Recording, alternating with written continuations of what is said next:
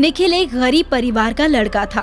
उसकी बड़ी बहन निकी, अम्मी शांति देवी और अब्बू मदन लाल थे, जो सेठ चुन्नी लाल की दुकान पे गार्ड का काम करते थे। एक दिन निखिल भी अपने अब्बू के साथ दुकान पर गया। मदन लाल, ये कौन लड़का है? सेठ जी, ये मेरा बेटा निखिल है। आज इसके स्कूल में छुट्टी थी तो मैं इसे यहाँ ले आया। ठीक किया, यहाँ आया है तो कुछ काम भी सीख लेगा। क्यों बेटा, जाओ नंदू के केबिन में बैठो। जी सेठ जी, प्रणाम। सेठ जी का बेटा नंदू अपने मोबाइल में गेम खेलता रहता था। नंदू सेठ जी, मुझे भी थोड़ा गेम खेलने दीजिए ना। देखो भाई, ये बहुत महंगा मोबाइल है, इसे मैं नहीं दे सकता। अब्बू जान, जैसा मोबाइल नंदू के पास है वैसा मोबाइल मुझे भी चाहिए। अरे बेटा, ये मोबाइल वगैरह अमीरों के लिए है। हम गरीबों को 2 वक्त की रोटी मिल जाए तो वही बहुत बड़ी बात है। नहीं अब्बू जान, चाहे कुछ भी हो, मुझे मोबाइल चाहिए ही। अम्मी और अब्बू दोनों ने निखिल को बहुत समझाया, लेकिन निखिल ने मोबाइल की जिद नहीं छोड़ी। गर्मी की छुट्टी में निखिल को सेठ जी की नौकरी के जो पैसे मिले, उससे पिताजी का भी आधा पैसा लगाकर एक मोबाइल खरीदा। वो बहुत खुश हुआ, लेकिन जब उसे पता चला कि मोबाइल में गेम या सिनेमा देखने के लिए नेट की जरूरत होती है, तो वह नंदू को अपना मोबाइल दिखाता है। अरे, इसमें तो नेट ही नहीं है। हाँ सेठ जी, नेट के लिए पैसे नहीं है। कोई बात नहीं, दुकान के वाईफाई से नेट चला लो। अरे वाह, ये तो कमाल हो गया। गर्मी के कारण सभी कुएं सूख गए थे। लोग दूर दूर तक पानी की खोज में जाते हैं। निखिल भी पानी की खोज में पास के जंगल में जाता है। तभी उसे एक कुआं दिखता है। कुएं के पास पहुंचकर एक पेड़ के नीचे बैठकर सुस्ताने लगता है। बहुत थक गया हूँ, थोड़ा आराम करता हूँ। सुबह से पानी के चक्कर में फोन भी नहीं चलाया।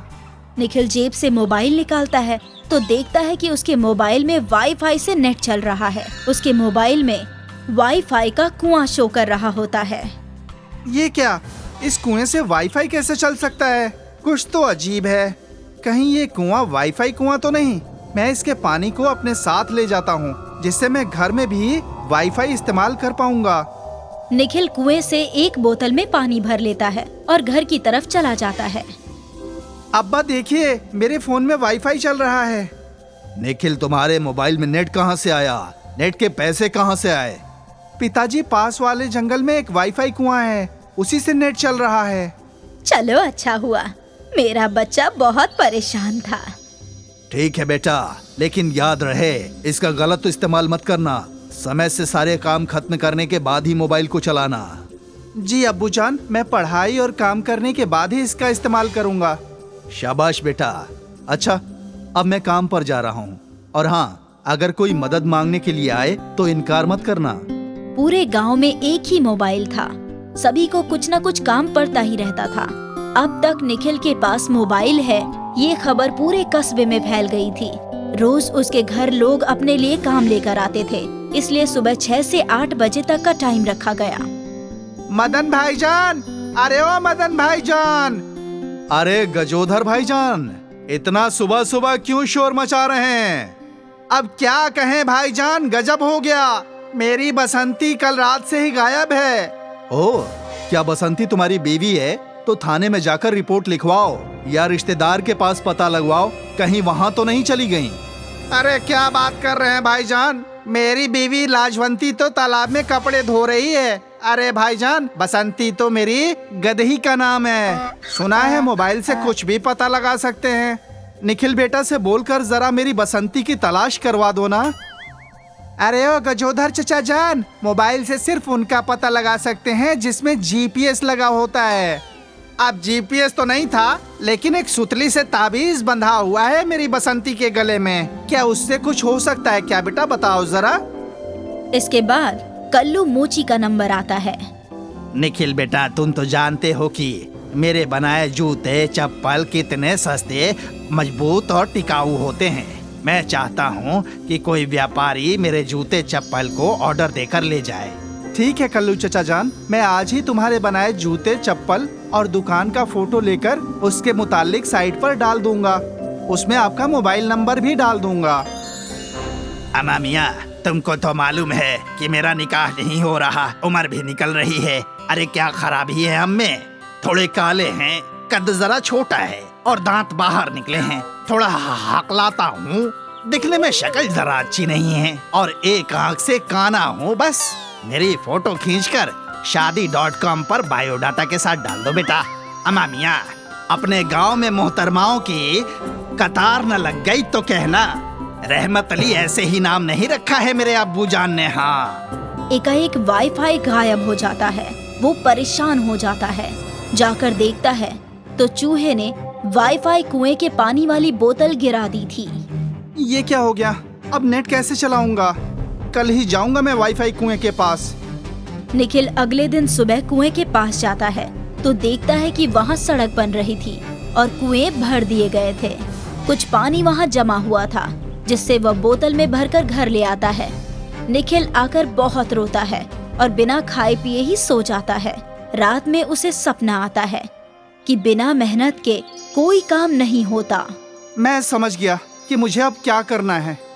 वो सुबह उठकर घर के पीछे खेत में एक कुआं खोदने लगता है। 7-8 दिन की कड़ी मेहनत के बाद कुएं में से पानी निकल आता है। उस पानी में वो बोतल का पानी डाल देता है। अब वो कुआं भी वाईफाई का कुआं बन जाता है। मेहनत कभी बेकार नहीं जाती और बिना मेहनत के मिला फल सदा नहीं रहता। निखिल एक गरीब परिवार का लड़का था। उसकी बड़ी बहन निकी, अम्मी शांति देवी और अब्बू मदन लाल थे जो सेठ चुन्नी लाल की दुकान पे गार्ड का काम करते थे। एक दिन निखिल भी अपने अब्बू के साथ दुकान पर गया। मदन लाल, ये कौन लड़का है? सेठ जी, ये मेरा बेटा निखिल है। आज इसके स्कूल में छुट्टी थी तो मैं इसे यहाँ ले आया। ठीक किया, यहाँ आया है तो कुछ काम भी सीख लेगा। क्यों बेटा, जाओ नंदू के केबिन में बैठो। जी सेठ जी, प्रणाम। सेठ जी का बेटा नंदू अपने मोबाइल में गेम खेलता रहता था। नंदू सेठ जी, मुझे भी थोड़ा गेम खेलने दीजिए ना। देखो भाई, ये बहुत महंगा मोबाइल है, इसे मैं नहीं दे सकता। अब्बू जान, जैसा मोबाइल नंदू के पास है वैसा मोबाइल मुझे भी चाहिए। अरे बेटा, ये मोबाइल वगैरह अमीरों के लिए है। हम गरीबों को 2 वक्त की रोटी मिल जाए तो वही बहुत बड़ी बात है। नहीं अब्बू जान, चाहे कुछ भी हो, मुझे मोबाइल चाहिए ही। अम्मी और अब्बू दोनों ने निखिल को बहुत समझाया, लेकिन निखिल ने मोबाइल की जिद नहीं छोड़ी। गर्मी की छुट्टी में निखिल को सेठ जी की नौकरी के जो पैसे मिले उससे पिताजी का भी आधा पैसा लगाकर एक मोबाइल खरीदा। वो बहुत खुश हुआ, लेकिन जब उसे पता चला कि मोबाइल में गेम या सिनेमा देखने के लिए नेट की जरूरत होती है तो वह नंदू को अपना मोबाइल दिखाता है। अरे इसमें तो नेट ही नहीं है। हाँ सेठ जी, नेट के लिए पैसे नहीं है। कोई बात नहीं, दुकान के वाईफाई से नेट चला लो। अरे वाह, ये तो कमाल हो गया। गर्मी के कारण सभी कुएं सूख गए थे। लोग दूर दूर तक पानी की खोज में जाते हैं। निखिल भी पानी की खोज में पास के जंगल में जाता है। तभी उसे एक कुआं दिखता है। कुएं के पास पहुंचकर एक पेड़ के नीचे बैठकर सुस्ताने लगता है। बहुत थक गया हूँ, थोड़ा आराम करता हूँ। सुबह से पानी के चक्कर में फोन भी नहीं चलाया। निखिल जेब से मोबाइल निकालता है तो देखता है कि उसके मोबाइल में वाईफाई से नेट चल रहा है। उसके मोबाइल में वाईफाई का कुआं शो कर रहा होता है। ये क्या, इस कुएं से वाईफाई कैसे चल सकता है? कुछ तो अजीब है। कहीं ये कुआं वाईफाई कुआं तो नहीं? मैं इसके पानी को अपने साथ ले जाता हूँ जिससे मैं घर में भी वाईफाई इस्तेमाल कर पाऊंगा। निखिल कुएं से एक बोतल में पानी भर लेता है और घर की तरफ चला जाता है। अब्बा देखिए, मेरे फोन में वाईफाई चल रहा है। निखिल, तुम्हारे मोबाइल में नेट कहाँ से आया? नेट के पैसे कहाँ से आए? पिताजी, पास वाले जंगल में एक वाईफाई कुआं है, उसी से नेट चल रहा है। चलो अच्छा हुआ, मेरा बच्चा बहुत परेशान था। ठीक है बेटा, लेकिन याद रहे इसका गलत इस्तेमाल मत करना। समय से सारे काम खत्म करने के बाद ही मोबाइल को चलाना। जी अब्बू जान, मैं पढ़ाई और काम करने के बाद ही इसका इस्तेमाल करूंगा। शाबाश बेटा। अच्छा, अब मैं काम पर जा रहा हूँ। और हाँ, अगर कोई मदद मांगने के लिए आए तो इनकार मत करना। पूरे गांव में एक ही मोबाइल था। सभी को कुछ न कुछ काम पड़ता ही रहता था। अब तक निखिल के पास मोबाइल है ये खबर पूरे कस्बे में फैल गई थी। रोज उसके घर लोग अपने लिए काम लेकर आते थे, इसलिए सुबह 6 से 8 बजे तक का टाइम रखा गया। मदन भाईजान, अरे ओ मदन भाईजान। अरे गजोधर भाईजान, इतना सुबह सुबह क्यों शोर मचा रहे हैं? अब क्या कहें भाईजान, गजब हो गया। मेरी बसंती कल रात से ही गायब है। ओह, क्या बसंती तुम्हारी बीवी है? तो थाने में जाकर रिपोर्ट लिखवाओ या रिश्तेदार के पास पता लगवाओ, कहीं वहाँ तो नहीं चली गई। अरे क्या बात कर रहे हैं भाईजान, मेरी बीवी लाजवंती तो तालाब में कपड़े धो रही है। अरे भाईजान, बसंती तो मेरी गदही का नाम है। सुना है मोबाइल से कुछ भी पता लगा सकते हैं। निखिल बेटा से बोलकर जरा मेरी बसंती की तलाश करवा दो ना। अरे ओ गजोधर चचा जान, मोबाइल से सिर्फ उनका पता लगा सकते हैं जिसमें जीपीएस लगा होता है। अब जीपीएस तो नहीं था, लेकिन एक सुतली से ताबीज बंधा हुआ है मेरी बसंती के गले में। क्या उससे कुछ हो सकता है क्या बेटा, बताओ जरा। इसके बाद कल्लू मोची का नंबर आता है। निखिल बेटा, तुम तो जानते हो कि मेरे बनाए जूते चप्पल कितने सस्ते, मजबूत और टिकाऊ होते हैं। मैं चाहता हूँ कि कोई व्यापारी मेरे जूते चप्पल को ऑर्डर देकर ले जाए। ठीक है कल्लू चचा जान, मैं आज ही तुम्हारे बनाए जूते चप्पल और दुकान का फोटो लेकर उसके मुतालिक साइट पर डाल दूंगा। उसमें आपका मोबाइल नंबर भी डाल दूंगा।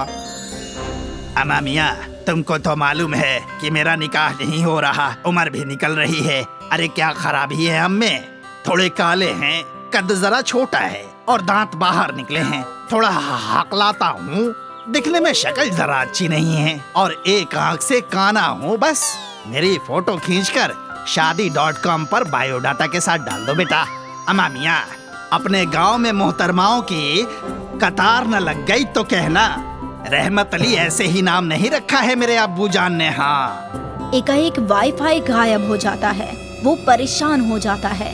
जाकर देखता है तो चूहे ने वाईफाई कुएं के पानी वाली बोतल गिरा दी थी। ये क्या हो गया, अब नेट कैसे चलाऊंगा? कल ही जाऊंगा मैं वाईफाई कुएं के पास। निखिल अगले दिन सुबह कुएं के पास जाता है तो देखता है कि वहाँ सड़क बन रही थी और कुएं भर दिए गए थे। कुछ पानी वहाँ जमा हुआ था जिससे वह बोतल में भरकर घर ले आता है। निखिल आकर बहुत रोता है और बिना खाए पिए ही सो जाता है। रात में उसे सपना आता है कि बिना मेहनत के कोई काम नहीं होता। मैं समझ गया कि मुझे अब क्या करना है। वो सुबह उठकर घर के पीछे खेत में एक कुआं खोदने लगता है। 7-8 दिन की कड़ी मेहनत के बाद कुएं में से पानी निकल आता है। उस पानी में वो बोतल का पानी डाल देता है। अब वो कुआं भी वाईफाई का कुआं बन जाता है। मेहनत कभी बेकार नहीं जाती और बिना मेहनत के मिला फल सदा नहीं रहता।